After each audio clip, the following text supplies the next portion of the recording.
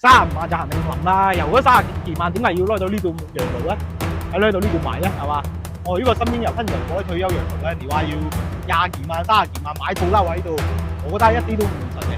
8樓嗰套400尺嘅都要圍到25萬， 20幾萬都冇可能嘅。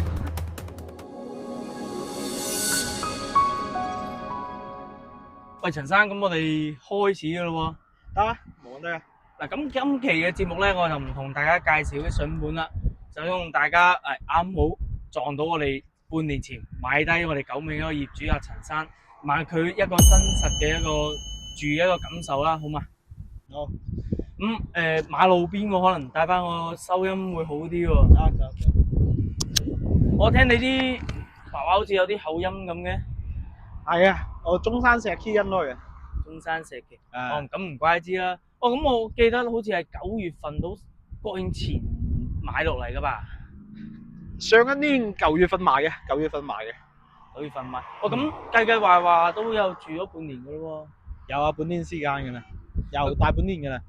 咁我都係循例咁問下我哋屏幕前即係比較關心我哋呢個小區，即係你而家住緊呢個小區啊。咁佢一個衣食住行呢啲垃雜嘅嘢啦，啲瑣碎嘅問題，好嘛？得，冇問題啊。咁你住喺呢邊有冇話覺得唔方便先？邊方面唔方便啊？咁你話我見你平時都有去玩下㗎，有冇話喂呢度好似旅遊景區咁，會話冇咩玩嘅先？咁我哋呢個小區咧，九名咧，佢就相對咧娛樂節目多啲嘅。首先咧，佢有個 UFO 泳池咧，都係順寮呢邊好知名嘅一個景點啦。我好多年之前我睇抖音啊，睇啲小紅書啊都有介紹嘅。咁啊呢邊嘅娛樂節目咧都好多，咁仲有啲業主嘅一個活動範圍啦，例如乒乓球室啦、羽毛球室啦、棋牌室啦，呢啲都好多嘅。玩嘅話咧就唔擔心嘅，呢邊都呢個小區都滿足得到。咁即係同你喺中山生活好似都唔會話有太大變化嘛？唔差啦，差唔多呢邊嘅啦。咁你住喺度有冇話會覺得喂潮濕啊咁啊？潮濕啊，相對嚟講咧就差唔多幾多嘅。呢邊係靠海邊，相對咧你話喺中山咧就會比中山潮濕少少，但係咧都會好啲嘅，因為呢邊係內海啊嘛。咁啊，好似雙月灣嗰邊咧外海咧就仲加潮濕。我嗰時買呢個樓盤嗰時咧都揀咗好多地方嘅，咁最終咧點解揀呢度咧？潮濕呢個問題都係一個好關鍵嘅。雙月灣就好潮濕，呢邊就相對好啲。我記得你好似有喺你間房度裝咗個除濕器嗰個，我記得係喺視頻度睇。咁啊，即係同你喺中山咁住嗰啲樓盤都冇咩太大區別嘛？冇乜區別嘅，差唔多幾多。咁你呢邊食嘅話有冇話同你嗰邊啲口味爭好遠咁啊？食嘅話咧就因為佢惠州咧，佢係客家人嘅地方嚟嘅，咁佢嘅客家餸會比較多。咁但係我哋廣府人又好，客家人又好，潮汕人又好，大家食嘅嘢咧其實差唔多幾多，後面咧都唔會話差得到好誇張嘅。咁啊，好多人咧就會覺得來到旅遊景區咧就會驚食嘢貴。咁我就平時唔煮嘢食嘅，我都唔識煮一個人啊。咁我都會落到我哋9名嘅一個業主食堂食。咁啊，依家咧就14蚊、15蚊啦，甚至13蚊8都可以食到餐飯嘅。咁好似叉雞啦、休雞啦、叉燒飯啦都有得食嘅。咁啊食好方便嘅。咁平時咧就自己出去海釣下魚啊，自己加工下都有。咁啊食嘅就完全唔使擔心。咁有冇話喂嗰啲外賣快遞啊咁啲送唔上去咧？送得就上去啊，即係都係直接放喺你門前。係。咁平時咧，你好似話你喺淘寶啊，或者喺邊度買嘢咧，都有每個小區樓下咧都有個收櫃嘅。咁啊外賣咧直接點上去就得噶啦。咁外賣咧就景區咧就的確貴啲嘅，呢個冇得講嘅。咁平時咧我都好少叫外賣，偶爾叫外賣啦。平時都係落業主食堂食或者出去食咯，都係咁啊。咁你平時有冇話去我哋嗰個東湖嗰度玩下咧？嗰度咁大。東湖咧，我又經常去嘅，因為我因咧好中意釣魚嘅。咁啊，東湖咧，我唔記得有幾多平方嘅16萬係嘛？16萬，佢入邊有騎馬、釣魚喎，有個大湖噶嘛。係。咁平時咧，我都會約啲朋友喺中山過來咧，就一齊過去嗰邊釣魚。咁閒時咧，我就會喺度飲下茶啊，自己煲下茶飲下睇下景嘅。咁呢度退休都係好舒服下嘅。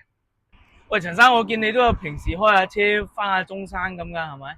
嗯，咁點解唔會話試下坐下我哋嗰個惠東南站噶嘛？惠東南站咧，跟住就冇直達中山嘅高鐵嘅，冇直達中山高鐵嘅。咁啊，你話我哋平時翻中山咧，即係都係自己揸車方便啲。咁呢邊咧，依家咪新開咗個高速頭咩？係嘛？喺順寮灣嗰個口岸嘛。係，以前得一個嘅，依家兩個。咁啊，我哋平時揸車咧翻中山咧就方便啲嘅。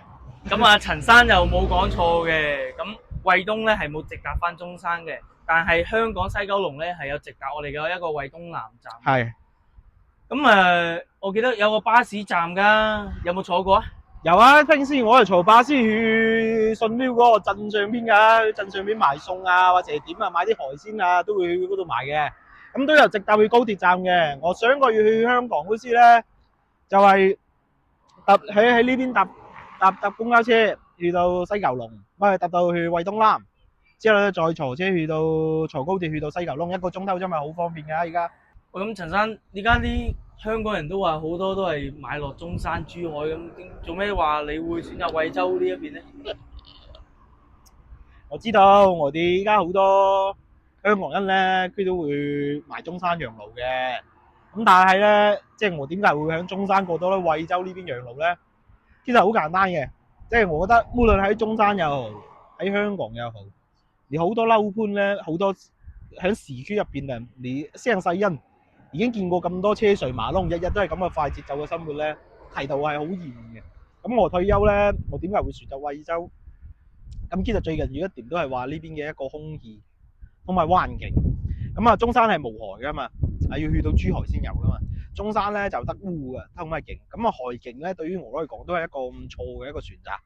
咁啊，過到咧呢邊享受下呢啲慢節奏嘅人生啊，同埋呢啲舒適嘅環境空氣，日日睇住片海咧，其實我覺得退休咧係非常之舒服嘅。呢隻最緊要都係價錢平啫嘛。係，我記得陳生你係喺中山嗰度開鋪噶嘛，咁都拼搏咗大半世咁，翻嚟呢邊覺得惠州呢邊係慢節奏嗬。陳生，如果你話身邊你有啲朋友話退休養老，會唔會話介紹佢過嚟呢邊先？我覺得係可以嘅，因為我認為咧呢邊咧就好適合養老，好適合退休。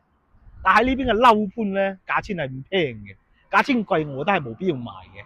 依家一手都賣得好貴嘅係嘛？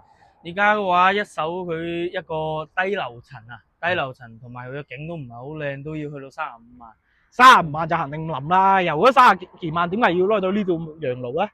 喺攞到呢度買咧係嘛？咁二手都有平，但係咧佢而家圍到8樓嗰套400尺嘅都要圍到25萬啦，20幾萬都冇可能嘅。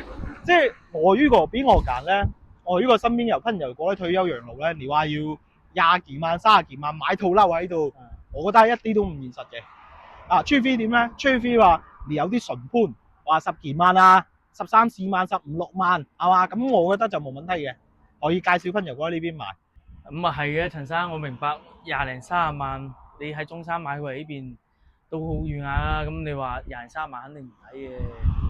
咁當然啦，我相信屏幕前嘅各位有關注我哋 channel 嘅，都知道我哋係專門發掘呢10零萬嘅一個筍盤，去即時拍片發俾大家嘅。咁我哋平時都要帶客約客，咁更新嘅一個速度肯定係冇咁快嘅啦。咁如果話你有咩想了解嘅樓盤啊，無論係1房2房，直接 WhatsApp 我哋，或者喺評論區留低你一個私信，我哋都會一一回覆嘅。咁今期嘅節目就差唔多到呢度噶啦。咁陳生方唔方便帶我哋睇下你層樓而家點樣啊？